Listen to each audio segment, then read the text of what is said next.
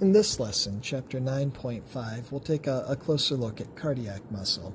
By the end of this lesson, you'll be able to compare the contraction mechanisms of skeletal and cardiac muscles.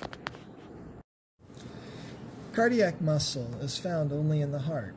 It is composed of striated cells joined end to end, forming interconnected, branching, three-dimensional networks. Each cell contains a single nucleus and many filaments of actin and myosin similar to those in skeletal muscle. A cardiac muscle cell also has a well-developed sarcoplasmic reticulum, a system of transverse tubules, and many mitochondria. However, the cisternae of the sarcoplasmic reticulum of a cardiac muscle cell are less developed and store less calcium than those of skeletal muscle cells. On the other hand, the transverse tubules of cardiac muscle cells are larger than those in skeletal muscle cells, and they release many calcium ions into the sarcoplasm in response to a single impulse. The calcium ions in transverse tubules come from the fluid outside the cardiac muscle cell.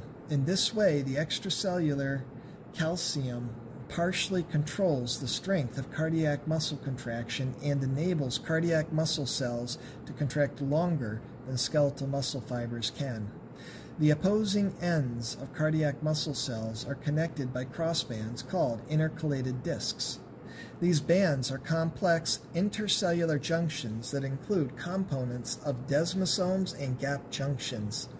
The intercalated discs help join cells and transfer the force of contraction from cell to cell, and also allow ions to diffuse between the cells. This ion movement allows action potentials to travel from cell to cell. In this way, when one portion of the cardiac muscle network is stimulated, the impulse passes rapidly to other cells of the network, and the whole structure contracts as a unit, or syncytium. That is, the network responds to stimulation in an all or none manner. Cardiac muscle is self-exciting and rhythmic. A pattern of contraction and relaxation repeats, generating the rhythmic contraction of the heart. Also, cardiac muscle becomes non-responsive or refractory after stimulation until the contraction ends.